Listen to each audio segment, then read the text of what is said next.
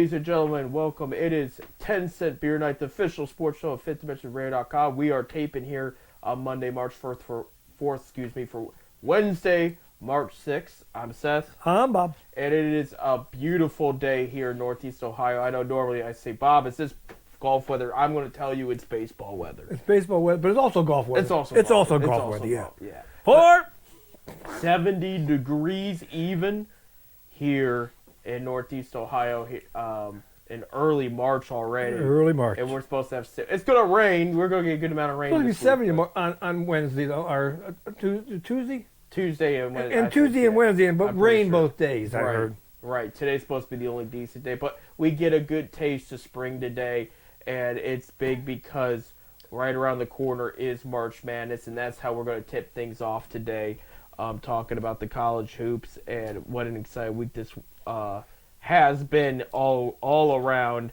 college basketball for men's and women's. Of course, we're going to start with Akron men's. Last week went 1-1. Last Tuesday, they lost to Ohio in Athens, 67-74. Saturday, though, on senior night, they did beat Northern Illinois 80-73. This was big because Northern Illinois had upset Toledo last week on Tuesday as well, so that kept things exactly the same. Still the same. So Zips went into against Northern Illinois knowing that these guys could put up a fight, you know. So your last week your last week of regular season Akron Zips basketball. Tuesday, the last home game is against Eastern Michigan. If they win, they go undefeated at home this year, which is a huge accomplishment. In the last 2 years, they'll be 29-1 if they win this week. There you go. And they have gone undefeated at home in the recent seasons. I think I know they set a record a couple years ago. Their record. Yeah. But, they did over 30 straight. 30 straight wins, yeah. For us, but for Akron, yeah. Yeah, I think it was like 37. Something like that, yeah. They can keep it going and continue. Keep it continued. Yeah, because the Ambrats last season, I think they went undefeated at home, and that was the record there. Then Friday, they're going to be at Western Michigan, and that is it until the MAC tournament. So Friday ends the MAC. Everybody plays Friday instead of a Saturday. Right. So absolutely. So the last time I told you they beat Eastern Michigan. I mean, they play Eastern Michigan on Tuesday. Actually, by the time you hear this, you know the result. Last time they played Eastern Michigan, they won 77-46. It was a blowout, and that was on January 30th. They beat Western Michigan on January 16th, 77-66. So it is possible. Now, Eastern Michigan was away last time, and Western Michigan was at home. So we'll see how that goes. But looking at the standings here, Akron is in first, 13-3 in the MAC. Toledo's in second with 12-4 in the MAC. Ohio creeping up, 11-5 in the MAC, been playing well late. And then Central Michigan is 10-6, and they're in fourth there. So I think everybody from the 7th seed, I think, has clinched right now, if I'm correct. I think Western Michigan's the only one that had, because everybody plays in the MAC, correct? Right. There, so right. Yes. No. The top 8 goes to the tournament. Okay. Ain't like the Big Ten. The top 8. That's what I thought. Yeah. So right now the number 8 seed is Western Michigan. Right. So if Western Michigan wins one, I think they clinch. They win one, they clinch it. Right. So they have 2 games this week. Because Ball State, if Ball State wins 2, and Western Michigan does not win this week, I think there's a case to be made Ball State jumps them, but we'll see. Yeah, I think Ball State might have the tiebreaker if they would tie. Right. So Akron, Toledo, Ohio, Central Michigan, Miami, Ohio, Bowling Green, and Kent State have clinched their ticket to Cleveland, and that's going to be an exciting week in there. And we'll talk more about that next week when that happens, but this week there's still 2 more games. Akron 21-8 overall. It'd be great to see them get to 23 wins this year, for sure. Bob, you're the one that broke the news to me last week. UMass will be now part of the MAC. Part of the MAC. 2025. And rumor has it, now, of course, the MAC now goes to 13 teams, right, on the even number. I guess there's talk with Western Kentucky. I heard that rumor, too, yeah. And I guess a lot of people in the MAC fans, I should say, really want to see Western Kentucky join the ranks of the MAC there. Well, years ago, Akron was in the Ohio Valley Conference, and Western Kentucky was in Ohio Valley. So Akron, Akron has played them many a times over the years. Right. But yeah, it'd be nice to have the Hilltoppers, Western Kentucky Hilltoppers, in the MAC. So Absolutely. Yeah, UMass was part of the MAC for a minute there. they was from 2014 and 15. Right. Basketball only. I mean, excuse me, football only. Yeah. Only. They're coming into the MAC now. All sports. All sports. All there, sports, Yeah. so. Yeah, and they were. I will also throw out there. I think it was them that was in soccer for a minute there too. That may have been Boston College. Well, For all because I know the MAC was a bigger conference at a time. from in what I soccer. read, UMass, the only time it was football only. They didn't have Okay. no. So maybe in Boston College that was in soccer. But there was a Massachusetts school in soccer too, because they joined West Virginia at the time was also in the MAC in soccer too. 'Cause the MAC was different in soccer, and now the MAC's no longer around in soccer, and Akron's part of the Big East in soccer now. But yeah, they've had Massachusetts schools before there. As we mentioned, UMass was part of it. To what 10? So it was it 2015 and 16? I don't even know if Akron even played them on their schedule. I don't remember, but they were in the MAC for 2 years. Right. Similar situation to like Marshall, who was. I mean, they were in the MAC for a little longer, but they were in the MAC for a minute, then they aren't anymore, and then I guess things didn't really end well between the school and the conference, so Marshall's been written off. But I do know, like, they're seeking another team, as you mentioned. Western Kentucky's been the favored. That's what I heard the talk was, Western Kentucky. Right. Because they're thinking about leaving their conference. I can't think what conference it is, but and like to join the MAC. For I guess their conference, they do a lot more traveling. The MAC would make them closer, with the schools being in Indiana and Ohio. Right. And, so we'll see. Like I said, but I'm glad UMass coming in. They used to have a good basketball program. It's only 20 years ago they made the Final Four. Right. It's going to toughen up things in basketball for sure. They've had some off years lately, but they usually have a good basketball program, and maybe that's what Akron needs to push. There was somebody, it was a former, I think, pro football player, that wasn't in favor of it because they said their 17,000 cap stadium was going to be the smallest in the MAC. They didn't understand it. And it was like, at the same time, I'm thinking, wow, 17,000, that's just going to be the smallest in the MAC, but Akron can't even get. Oh, no, let's not put the guys down. You're right. But I still that's football, for the record. Football, we get good crowds for the basketball. Right. But like I said, it's like anything else. You put a winner on the field, they will come. Right. Period. Absolutely. They will come. Absolutely. But and we've had some bad years in Akron. Right. Even the years that we went to a bowl game. We wasn't. We went 8-5 or something. I mean, we still didn't have. We won 6 games to get to the bowl. We won a potato bowl, but But we still didn't have it. We just barely over a 500 record. Right. Of course, this year football team, I feel sorry for them. I mean, I hope we can make no injuries going into the MAC. Right. Because you see who we're starting with. First of all, we're starting with Ohio State. Right. In Columbus. The first 3 games are on the road. Ohio State and Columbus. We go to Rutgers. So 2 Big Ten teams in the road.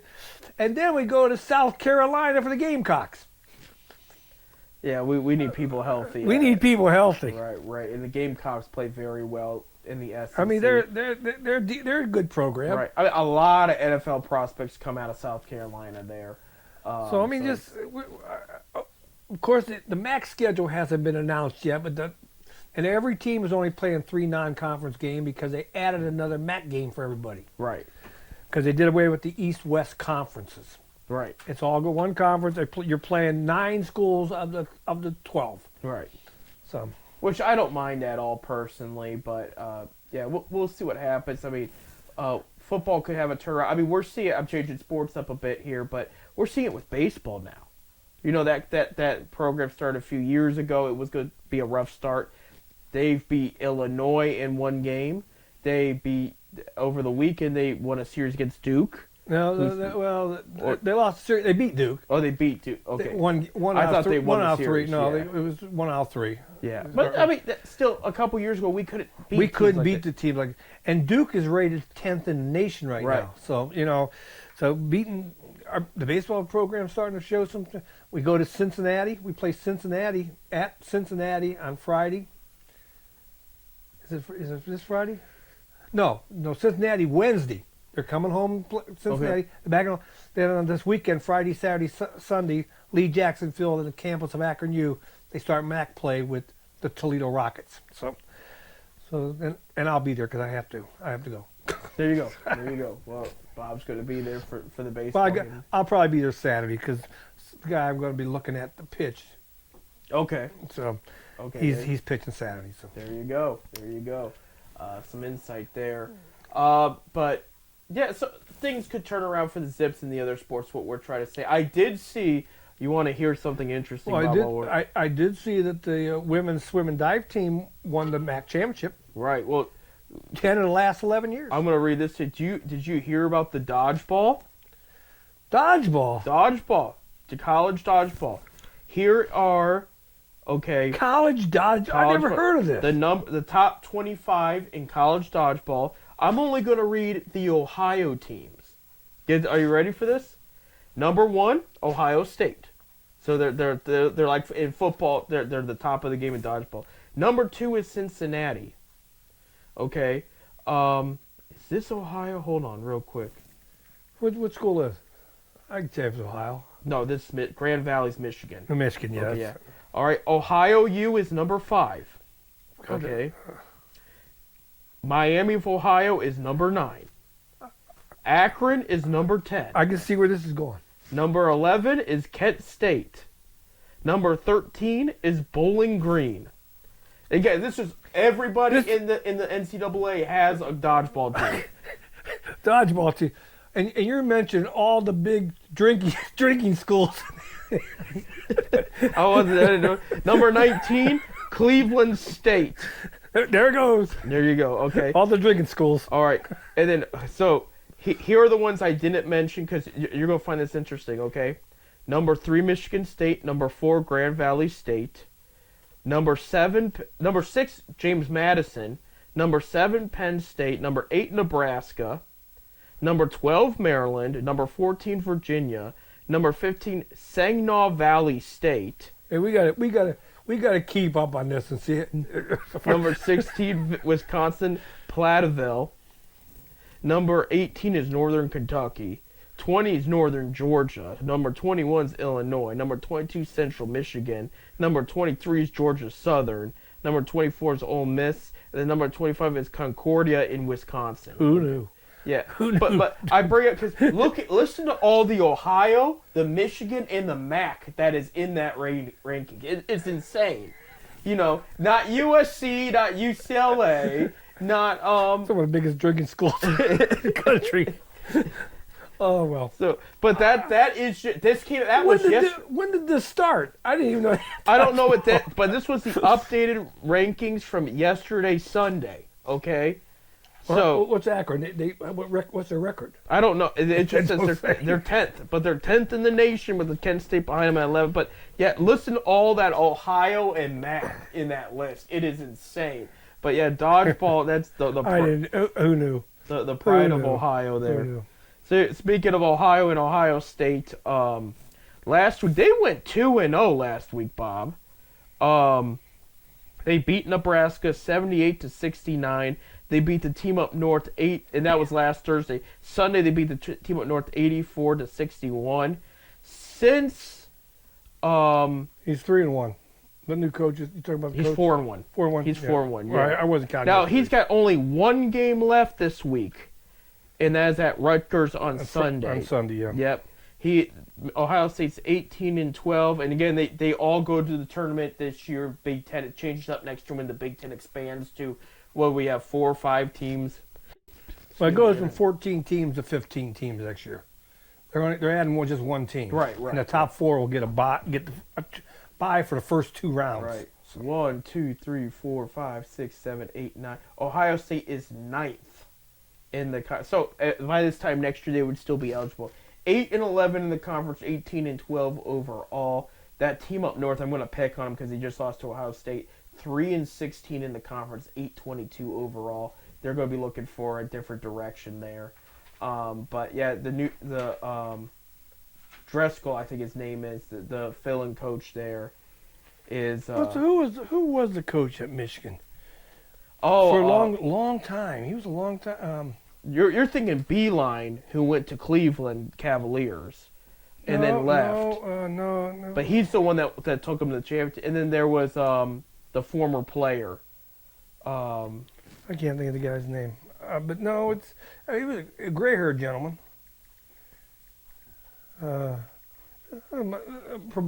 Juwan Howard's the coach right now. Yeah, but it wasn't. And I don't think. I'll look it up when we go on break here in a minute. Right. I know. Like again, it was John Beeline for a while, and then he left. Uzo. I think it was the last name was Uzo or something like that. I think you're talking way before it because Beeline was there for a while. No, when they had some good teams years ago, right. he was there like 30 years. Right. And Beeline was the one. He was with the Cavs for half a season, and after All-Star break, he left because it just was not working. I mean, he was treating the pro players like college kids, and they did not appreciate that. He tried his best, but he just wasn't fit for the pro level. That's just, but he is the one that... What do you mean the pro players wouldn't like that, being treated like college kids? He was, like, Kevin Love had issues with him because he was talking to him, like, of stuff he already knew. Like, he was trying to teach them, how should I say? No offense, half these guys don't know nothing, but they make the millions. We had a player in Cleveland at one time that the player was the coach, and the other guy just sat there and did nothing. And you know who I'm talking about. It's happened right now in L.A. too. Yeah, it's happening right. Yeah. It's but I mean I get it, but that's who the coach was before Juwan Howard. So if you're thinking somebody else, you might be thinking somebody before. I mean, you can't baby these players anymore. You can't smack their wrists anymore. No, you can. And we had a talk with a former Akron assistant about that, about how they had to handle things different than they used to. But but again, last week of regular season college, I can't believe we're already at this point. It feels like it just started. But yeah, here we are, and it's going to. I can't wait till the following week. I already want to fast forward and go to the following week because I want to get up to the field house. Yeah, and I plan on going. Yep. So, yeah, if Akron goes to the championship there, for sure we will be up there for that. If it's set, let's see. Yeah, if Akron stays at number 1, they would play either Western Michigan or Ball State in the tournament if it stays. But if they bumped to number 2, it might be right now they would play Western Michigan. See, Western Michigan got a 2-game lead on Ball State. Right. So if Western Michigan win one out of the 2... Hopefully that's the one against Akron, but yeah, maybe they're let's hope they can get the win there on Tuesday night, yeah. And then they'll clinch their spot in Akron. Of course, then again, is Akron going to go in the last couple games? I mean, they're pretty much going to... They already got the tiebreaker with Toledo. Right. Because of the Central Michigan loss. Right. Toledo beat Akron. They split. Yeah. But Toledo only played... Toledo and Akron only played Central Michigan once, where Central Michigan beat Toledo. Akron beat Central Michigan. Right. So Akron's got the tiebreaker. So all Akron has to do is win one of the next 2, and they clinch it. Right. So absolutely. So we'll keep an eye on Akron, Ohio State, how they end things, and then next week will be tournaments for all conferences. But we'll be watching that and more. We gotta take a break. When we come back, the Cavaliers went 2-2 this past week, but it was not a pretty 2-2. We'll talk about that in their tough week ahead coming up. Stay tuned.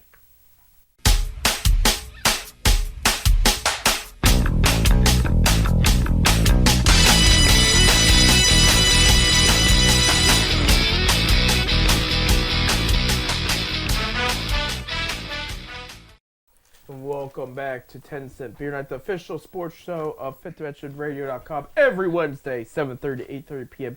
Eastern Time, and replays on Saturday afternoons. I'm Seth. I'm Bob. And the Cavaliers last week, I said, best case scenario 4-0, I said they should aim to go 3-1. They went 2-2. A little more complicated. Let me break it down for you. So last Tuesday, they played the Dallas Mavericks. It took a a Hail Mary. A Hail Mary, if you will. I was looking for another word, but it took a miracle shot by Max Strus. A miracle. Yeah. A miracle. A miracle shot by Max Strus beyond the half-court mark to beat the Mavericks there. And we actually just started our 10-cent Beer Night Facebook page recently. That was the first share, was Max Strus hitting that shot there and winning the game. I did watch that game. What I was irritated with was in it doesn't happen the whole games, but in the big moments in the prime of the game they're having issues inbounding. So they turned over the ball inbounding improperly. So the Mavericks go to inbound. Mobley almost intercepts it. And Mavericks go on and hit a layup there with 2.7 left. And then they had no timeouts left, so they set up for Strus to get the space he needed and hit that 3-point shot. And I mean, that was like his 5th 3-point made within the last minute 40 of that game. I mean, he was on fire there. So maybe 2 minutes 40 seconds, something along those lines. But he was the hero of the game at the end of the day. And they did sweep the Mavericks this year, and the Mavericks are a good team. Go on to Wednesday, February 28th, and against the Chicago Bulls. They lost in double overtime, 123-132. This game made me upset. I did catch the end of it. I was able to catch the last quarter. And about 5 minutes left to go, 5.5. They were up by 11, okay? Evan Mobley is having this great game down low, and they quit giving him the ball. It was Mitchell and Garland chucking up threes, and with every miss, Chicago took advantage and was catching back up. They went back and forth. They go into the first overtime.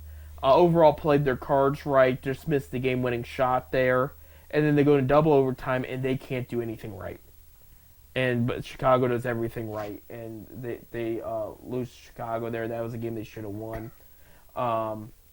On Friday, they beat the Pistons 110-100 without Donovan Mitchell and Caris LeVert. They have swept the Pistons. Donovan, how long is he going to be out for? We'll find out. He was sitting on the bench. I mean, he wasn't in uniform or nothing on the bench the other night. Right. I mean, I didn't know he was hurt. I mean, I knew he was out a game here and there, but It seemed like he's been out a while now. He's only missed 2 straight games, but LeVert and Mitchell were both game time decisions in both games. So it's like they're almost there, but they're not quite. So he didn't want to risk it there. But they did sweep the Pistons. That's the good thing, because Pistons are one of the worst teams in the league right now. So they did get that done. And then Sunday night, I was at this game when they dropped the Nick Gilbert banner. They lost to the Knicks 98-107. And this loss is worse than the score will tell you.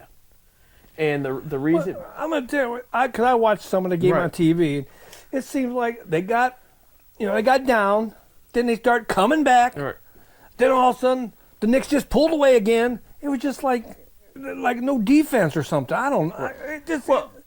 I'll give the Knicks credit. They moved the ball well. They hit some good shots.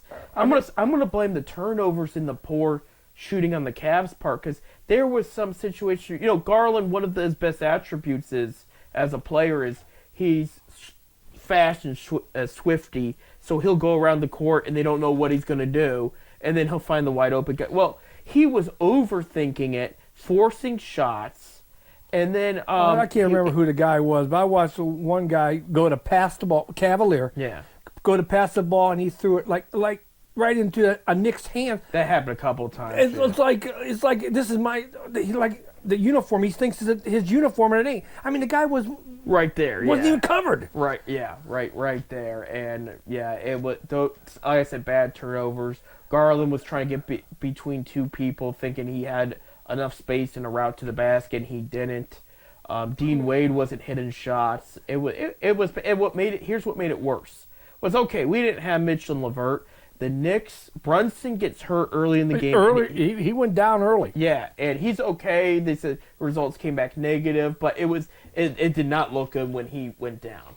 Okay. On top of that, Anunoby, who they traded for earlier in the season, He didn't play. Randall didn't play. Mitchell didn't play. Not Donovan. Mitchell Robinson. Excuse me. He didn't play. So all these guys are out for the Knicks, and they still can't beat them. So they're done playing the Knicks for the regular. Yeah, I know. They took 3 out of 4 against the Knicks this year. They went 2-2. 2-2. Well, to me, the Knicks are always the Cavs thorn. Right. I've always said that. Last year when they lost them to the playoffs, the years before the Knicks have always been their thorn. Right. So this is where the Cavs sit right now. They're 9 games up behind in first place. The Cavs. They're third now. They did drop after last night's loss to the Knicks. Knicks are fourth. They're catching up there. They're 3.5 games behind Cleveland, but still, you got to turn it up because the schedule's not getting any easier, and you want a higher seed in that conference. I know. They got a rough schedule coming up here. Right. Well, so here's the schedule this week. All right. You'll know the result of the first game by the time you hear this. Tuesday night on TNT, they are playing the Celtics at home, and Celtics are red hot right now. They beat the Warriors by over 50. It's Steph Curry's worst loss of his career.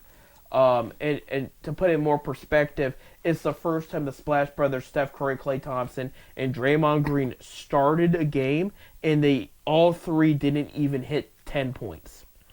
That's how good the Celtics defense was last night. Yeah, it was, the Celtics team is the real deal, and if you fall behind, you're not going to catch up.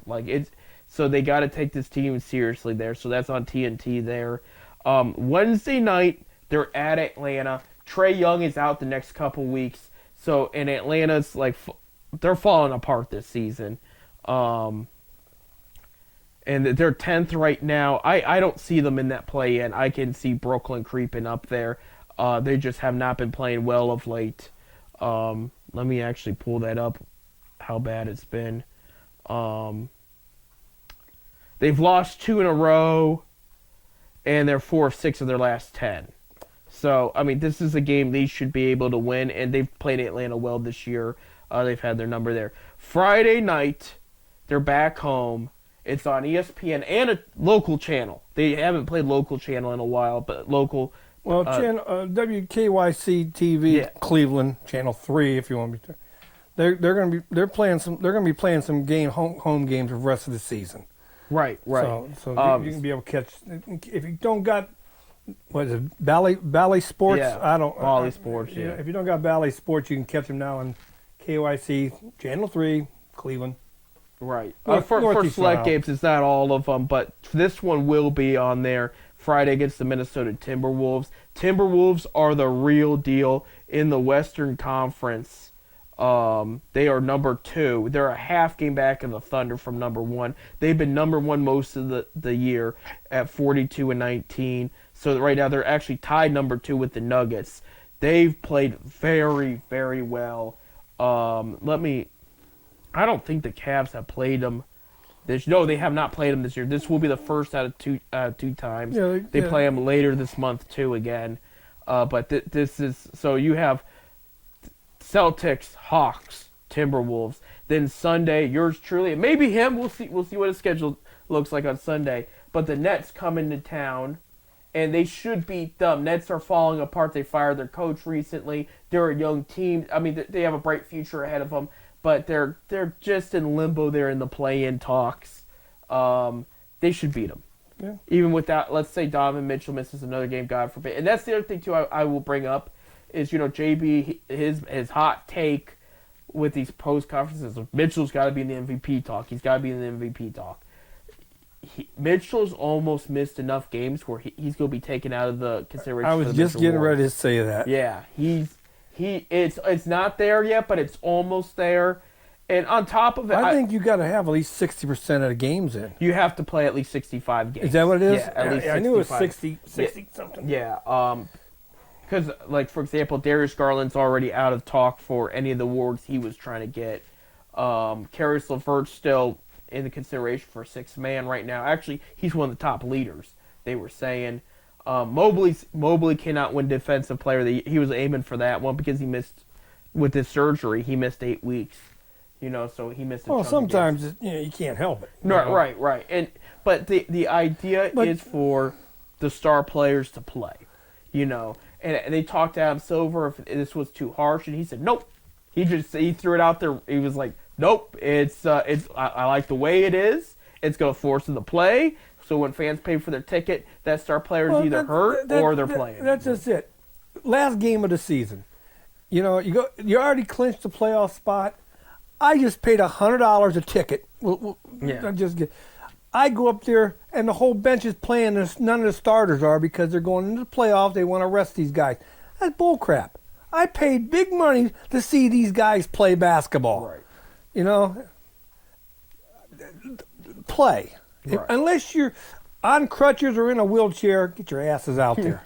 Simple as that. Get your asses out. You're getting paid millions anyway, and plus it keeps you still in rhythm for the playoffs too, for sure. But yeah, so this is going to be an interesting week for the Cavs.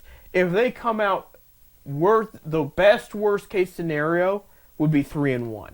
Okay, because if they could beat the Timberwolves or the Celtics, I prefer they go 4-0. You know how I am. Yeah, but I personally I think it's going to be 2-2. Right.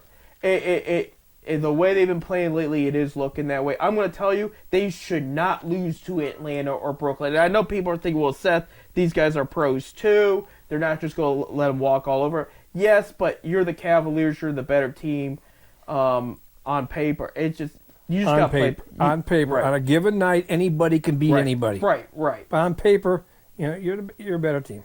You got to take advantage of those weaker teams, and you got an Atlanta, especially when they got injuries. Right. Especially when their top guns are injured, you got to take advantage. Right, of it. And then you have drama like Brooklyn, who just lost their coach, who was awesome for them last year. They pulled the plug on him this year. I mean, that organization it's a mess. Like I said, I don't know what happened to him after the All-Star break. It seemed like the Cavs just their whole new team, whole different team. Right. After the All-Star break, they came out. I mean, their bench was hot. I don't know what their problem is right now. Biggerstaff need to set them down and give them a good chewing out or something. Right. It's mental mistakes too. Again, like all the turnovers, all the bad shots. I know it's mental mistakes, but in this time of the season, right. You got over 2/3 of the season almost done with. There shouldn't be very many more mental mistakes. Right. It shouldn't be. Right. You're making big money. You're getting paid big money. I mean, you're going to make mistakes. Everybody's going to make mistakes, but we're making too many of them. Right. It's getting really rough and tough out there. And there's been questions too about with JB, who, for the record, I've given him a lot of credit. He overcame a lot of adversity this year, similar to what Kevin Stefanski did with the Browns and the injuries and everything. But my thing is his rotation's good enough? For example, you got a couple players out there. I'll say it, Dean Wade's not playing very well. He had a couple key defensive plays, but he has not shot the ball well at all this year. I thought for sure they were going to trade him. They were talking to the Nets. The Nets were very interested. I know he's a great story for the Cleveland organization, but he's not playing well. And on top of that, you cut Kevin Love's minutes last year, which forced asking him a release for Dean Wade. And you see Love doing decent in Miami. Not what he used don't to get me do. wrong. You know I'm a Dean Wade fan. Yeah, and I love his story. I really do. I do. If I'd had the choice between two of them, I'd rather had Kevin Love. Right. Right now, you want. Like Kevin, first of all, more of experience with the younger guys. Right. Well, and that was the issue. One of the things I brought up, I said, I don't want to sit here and make a bunch of excuses because they didn't play well at all. But one guy they are missing, and he's suspended because of taking take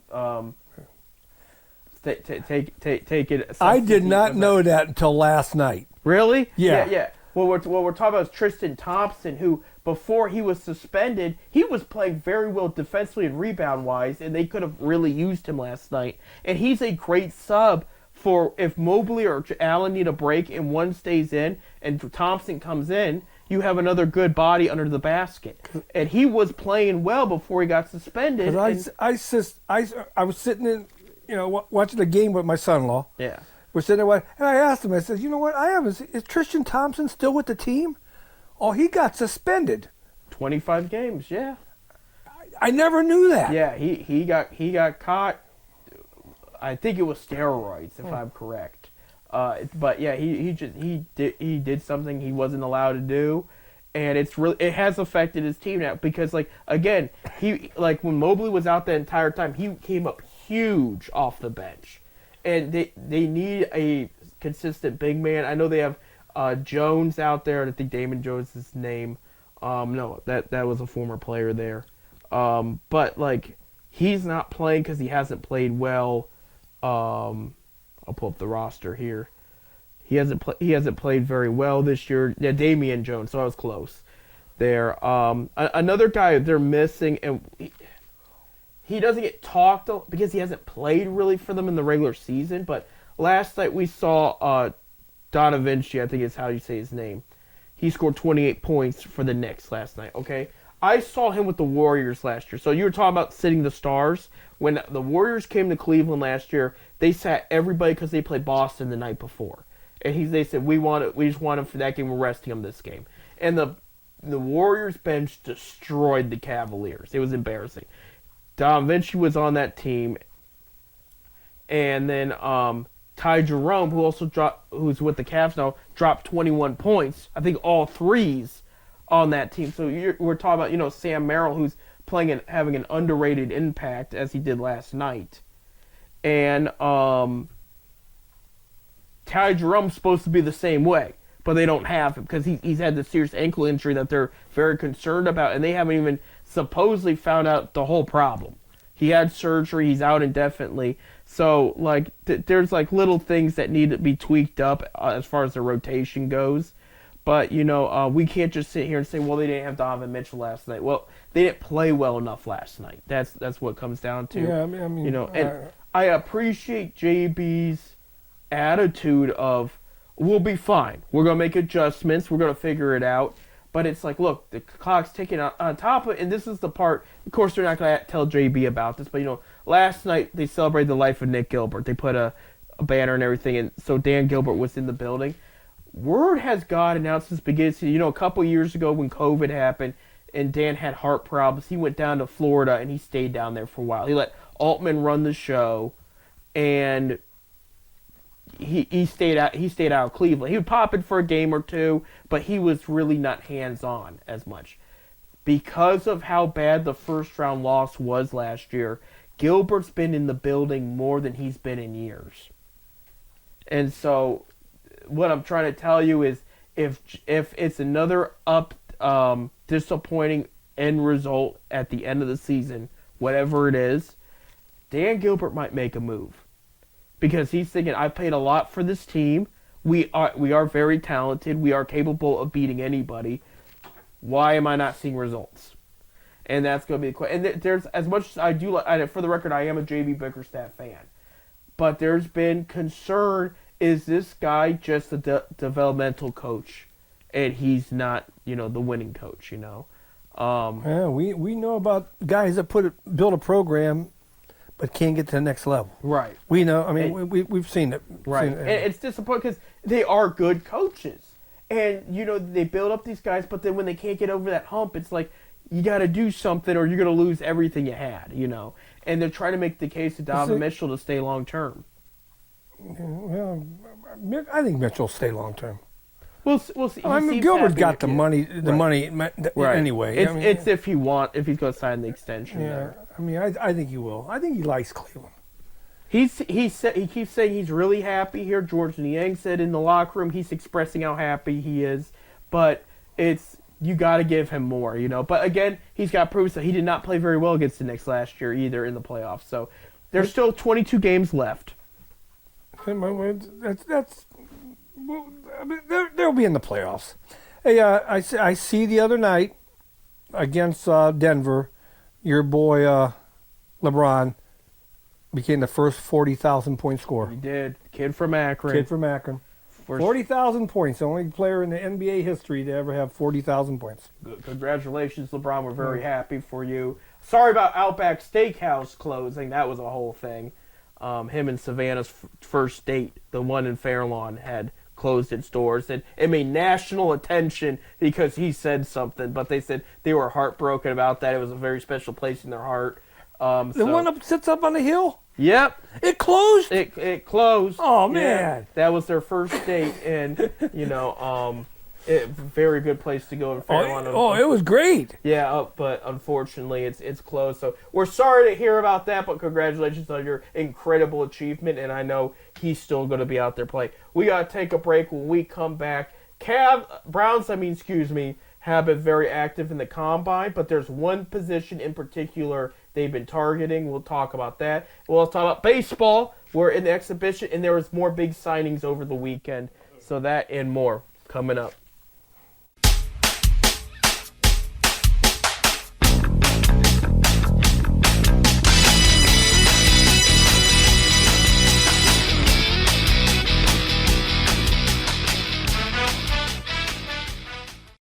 And we'll go back to our last segment on Intensive Bear Night, Our first one on March. So, yeah, this is Man, time goes by fast. I know. We're already into the third month of the year. Oh, yes, we are in March Madness and all that. And the baseball, Bob, I mean, it's underway there. Guards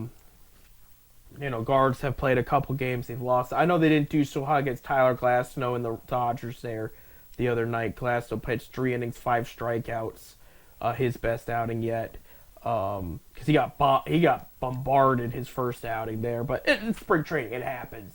They're working on different things. Right, right. They're not just working on. They're working on everything. Right. When you have and you know it better than I do, Bob. When you have a starting pitcher that's already got their spot down on the roster, they start just working on different pitches. Different things. So they'll give up runs and hits, but they're trying something. They're trying. Like I said, these runs hits don't mean nothing. Right. I mean, right. But we did get some good news though.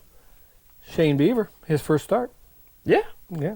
Pitched 1 2/3 inning. He played very Hit well. 94. Yeah. So he's looking to his old self there. A couple moves were made over the weekend, and one of them was Matt Chapman, third baseman, 4-time Gold Glove winner slugger, signed a 3-year deal with the Giants, $54 million guaranteed. There are multiple because that's the hot thing in these new baseball discussions is the buyouts. And he's going to receive $16 million this year. He could receive $17 million on a player option next year, and then the following year it's an $18 million player option. So with it being an option, him getting progressively more money every year, he's probably going to stay throughout that whole contract there. But yeah, Chapman is finally off the board. Blake Snell, of course, we've talked about him the past couple weeks, Cy Young winner. I guess Philadelphia is looking at him. They're trying to get him to get a short-term deal. And I guess the Giants have their hat in the ring too, but he wants a longer I don't know. deal. I don't think the Giants. I think the Giants are going to try. I read something the other day about them because they signed a pitcher not too long ago. Right.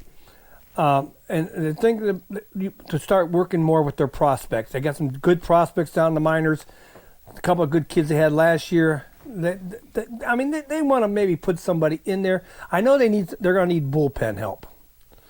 So I don't know if what's his name's going to want to go to the bullpen. Shell or whatever. No, yeah. I don't think he's going to want to, especially when the signing. But I tell you the truth, I really believe that he's going to end up signing with Philadelphia. I can see that. Philly also signed Zach Wheeler to a 3-year extension worth $126 million deal. Even if it was a short term. Yeah. And that's till 2027. And Wheeler's been great for them since he's been in Philly.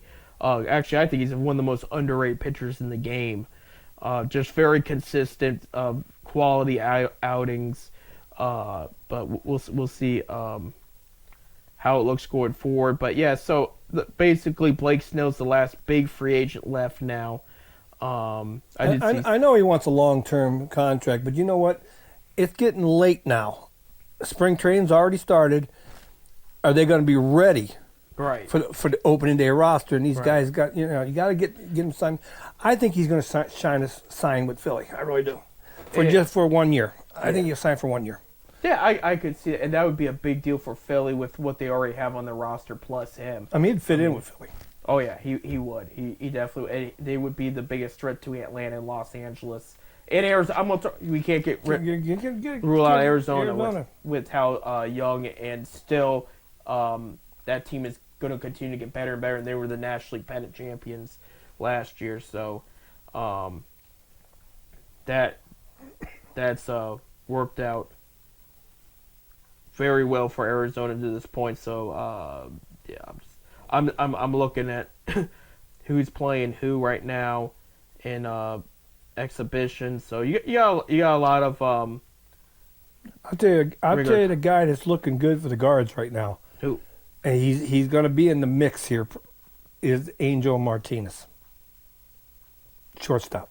the shortstop there. Oh, really? Yeah, Angel. he's batting .571. Yeah, he was one that had it was a reach to make the team. Going into today's game, he's played in 7 games. He's 8-14 with 2 doubles, 2 home runs, 5 RBIs, batting .571 with an OPS of 1.72. He's fighting for that shortstop position. There you go. I mean, and that's like a 4 or 5 man race right there. Yeah, so it's I mean, now I did listen to I can't pronounce it. Say the guy the new manager for guards. God, I want to say Francona, but it ain't. Who's the new manager for the guards? oh, Vogt. Vogt, yeah. I wanted to say Francona. Right. Vogt said guy's really playing well. He likes Martinez, but he also sees him starting to trip away so he can play every day. So Make sure he keeps with the development and everything. but yeah. as of spring training right now, he's playing well. Right. Absolutely. I mean, last year, he did his time between Akron and Columbus. Right. So, There you have but it. he thinks Vaughn thinks he's going to be whatever. Thinks he's going to be. He'll be at the major league soon. So there you go. That's your latest And, on. and I hear a lot of good things about this new manager. Oh, I'm sure. I hear he gets along with the players great. The players love him. Of course he's a lot younger. I mean, Right. he's what 38, 39. He's a young guy. Right. And that's why it was for developmental reasons, and But I'll tell you what we're going to do though. what When Francona goes to the Hall of Fame, we're going to drive over to Cooperstown. sounds good to me. I'll definitely be down. But yeah, it was for. Like I said, what I was started saying, I wanted to add on to it was for developmental reasons. They knew they were a young team, they're rebuilding, so they wanted a former catcher back there that was going to help build on, especially with Bo Naylor in the pitching. Not trying to take away from anything else, but that's what catchers know best. Right there is their position in the pitching. Well, they make the best managers. Right, they do. It's a proven fact. Catchers make the best managers. Especially back of what, and he was mainly. I mean, he started a lot of games back in the day too, but I mean, he wasn't your how should I say it? Your stereotypical everyday catcher. Like his bat was inconsistent, but he had good defense. I know He Cleveland framed it well. Cleveland almost traded for him a couple times. That did happen. I remember him being in the talks there. So there you have But it. I'm just glad Shane Beaver's hitting the 94 mark. Back to the old Shane. Right. Well, and the thing we have to watch out for, you're going to hear us talk about this a lot, is I'm still concerned with this new Major League Baseball rule with the clock. Because everybody, and I mean every team, has starting pitching injury problems here. And Cleveland's in a situation they can, even with the amount of prospects starting pitching they have, they cannot afford injuries there. And we got to rely on the pitching because we ain't got the bats. right. That's my opinion. I mean, you look at, I'm going to pick on Los Angeles Dodgers here. Of course, they went and got Yamamoto. They went and got Tyler Glasnow and everything. Shohei cannot pitch till next year. But the injuries are still a problem.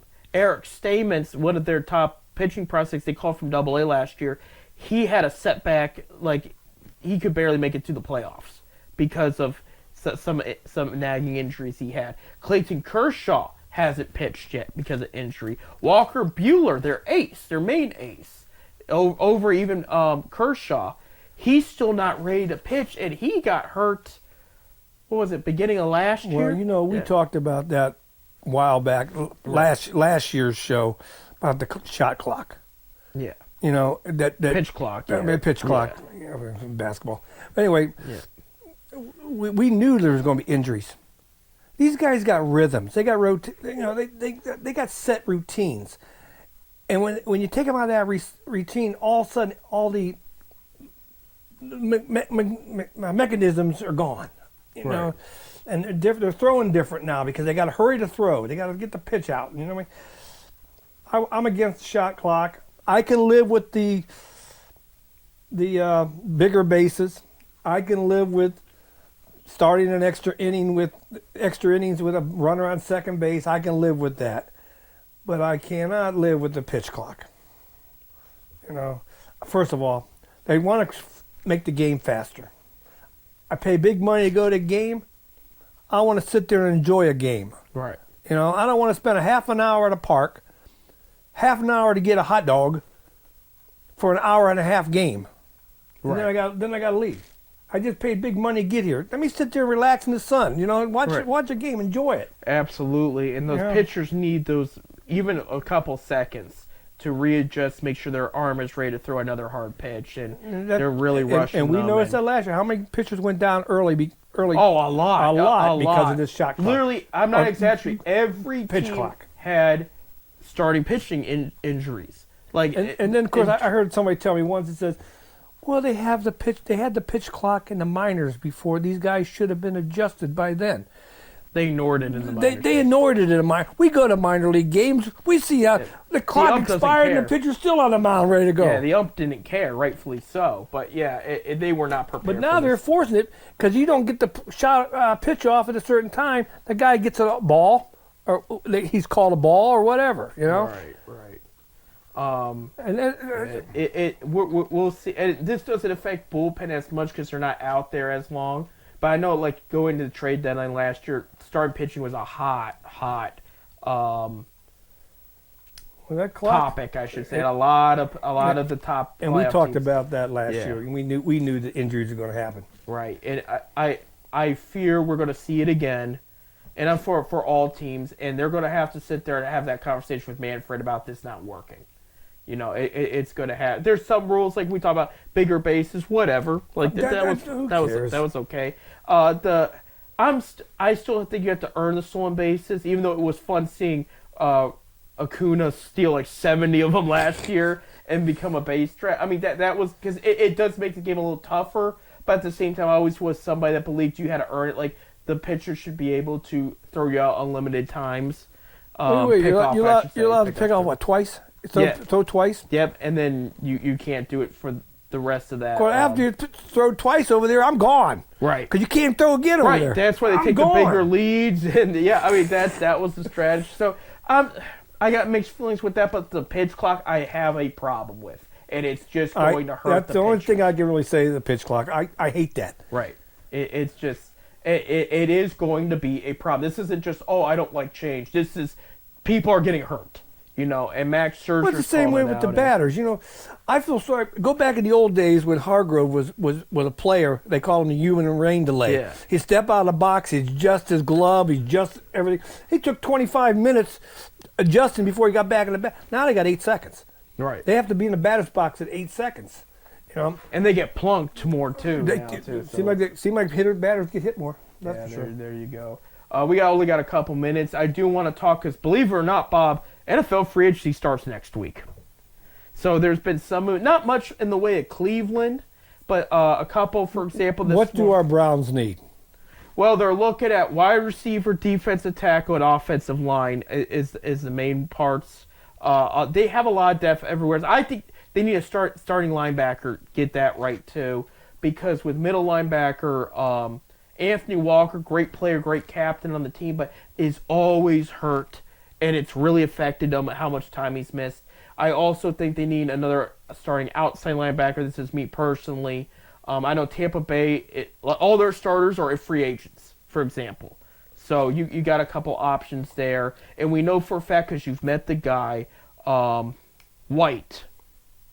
Devin White. Yeah. He likes Cleveland. So that's the guy to put on that. He's still got enough in the tank.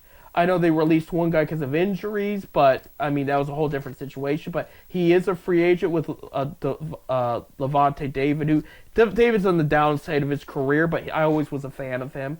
But White will be available, so that's an idea there. I think they need another outside linebacker because JOK is your only reliable linebacker right now on the team. I like Talkie, but for depth, I don't think he's an everyday starter. But I do think they'll bring him back for a couple year contract or something. But some of the news that has come out right now, Mike Evans agreed to a 2-year deal with the Tampa Bay Buccaneers. That's big. He's a Hall of Fame talent. And they wanted to keep him there. There was rumors he was going to look elsewhere because he wanted a big-name quarterback and a Super Bowl chance, but he thinks they have enough in Tampa Bay to have it here. And, well, he signed for almost $30 million a year, too. So it's the money did talk, but he will be back there. And this is no news, but this is official. While we were taping the show today, Jason Kelce has retired. He did retire? Yeah, he has officially retired. He needs, because it would have been a bad look if he was cheering for the Chiefs the whole time there, and I mean wearing Chiefs gear, and he changes his mind and comes back to Philly. I mean, so like he had when he said I'm gonna root for my brother if I was right. Yeah, but you look at, for example, Eli Manning, who was still playing when Peyton was. He would root for his brother, but he wouldn't wear anything from the team. Because he's like, I'm still with the Giants, There was still a line. Well, when Kelce told his team, I'm retiring, and he left and put on Chiefs gear, that was okay because he told him, I'm officially done. Now, I will say his wife was very loyal to the Eagles. She would not wear any Chiefs stuff because she goes, it's not the Eagles, it's not the team that took care of her. It was the Eagles that took care of her. Right. Money. Right. But but she still did not put on anything Chiefs because she was so loyal to Philadelphia, and he'll forever love. And he was a career-long Philadelphia Eagle, and he'll probably go to the Hall of Fame. And I would say he did enough in his career. He'll be in the Hall, and he's going to go in as a career Eagle. So that'll be nice, there. But as far as the combines this past week, Anybody stand out? well, the Browns have been looking, and I'll tell you, a lot of offensive line talk, a lot of guards, a lot of tackle. One guy that You need the offensive line to protect that quarterback. right. We can't afford Watson to go down again. Right. Well, and they can't afford a lot of those guys. It wasn't just Watson. DTR went down. Yeah. PJ Walker had a lot of pressure. We got a guy that's supposed to be a franchise player who hasn't played the full season yet for Right. us. We can't afford to get him hurt anymore. Well, and the thing I will give him is there's talk. It's supposed to happen this week. Well, I heard he negotiated his contract. He's going to. Yeah, I heard. Him and Amari Cooper are expected to take a pay cut to help the Browns, which is big. That's a captain move right there. And Denzel Ward already chopped $11 million off of his. So people are doing their part so they can try to get to win a Super Bowl at some point in time. I know they talked to Patrick Paul. That is Chris Paul of the Golden State Warriors' younger brother. He's with he played for Houston. The Houston Cougars, I think it is, University of Houston. There, he's a tackle there. But why are they talking to a lot of offensive linemen? It's real simple. This is some of the cheapest and best talented depth you can have on a position in football is offensive. Because the guys they're talking to, they could draft, but they're not going to start next year because they already got their starters pinned. But they already had a lot of injuries. Jack Conklin went down.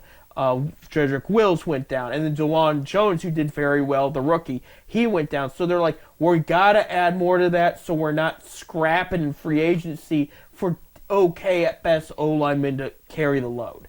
So they're trying to get these budding star prospects in the second and third round to fill that void. So they're looking at that. They're looking at wide receiver as well. Let me see. The one that broke the record, Xavier Worthy, he broke it from Texas U. He broke John Ross's weather record, but the 40-yard dash record, I should say. But the question becomes, how well can he catch the ball? Because they got speedster receivers before that couldn't catch the ball. And that's all that matters. And same thing with John Ross he was a first-round pick for the Bengals. He's no longer in Cincinnati. He was decent at best. So that's where the combine gets overrated. But what I'm trying to tell you guys is the Browns are looking for, going into free agency and this draft, wide receiver, offensive line, and D tackle. A little bit of defensive end too, because right now oh my gosh, I can't believe he's slipping my name. He's slipping my mind. But their starter opposite of Garrett is a free agent there. And he's going to test the waters, but he said he wouldn't rule out a comeback. Flacco said they're going to look for a veteran quarterback too. It could be Flacco. It could be Jacoby Brissett. You know, I know you're hearing rumors about Justin Fields. I don't think that's happening. I don't think that's all talk there. Zadarius Smith, that's the one who's a free agent right now. So I mean, the Browns are going to be making moves. They're going to have some money to work with. But in the draft, I expect a little more offensive line and maybe one wide receiver. But I think they got a second-round pick, they got a third-round pick, they don't have a fourth or a first. But I think with those first couple picks, you're going to see O-line. But they asked Andrew Berry, are any of these picks safe? Because he has traded picks before. He traded their second round last year for Elijah Moore. He said no pick is safe if the trade is right. Well, that's true. So that's true. He will move them. But I am somebody about build on your picks. It's worked for I don't like them, but it works for Pittsburgh, works for New England, it works for Green Bay, and all these other teams. But we got to wrap it up, Bob. I want to thank everybody for tuning in today. And next week we're going to be talking MAC and Big Ten tournament. Big Ten tournament. MAC action is coming up. And NFL free agency. How the Cavs did this week, what they'll do next week. We got a lot to talk about coming. And then baseball. I mean, we're 3 weeks away from opening? April, what was it? 28th. 28th. No, March 28th. March 28th, March yeah. 28th, yeah. So that is opening day all around the baseball world. So it's almost here. So a lot to talk about, a lot coming up. But thank you, Producer Bob. Thank you, Bob. And without further ado, we'll give these guys a shout. They've been playing well of late. Go Buckeyes.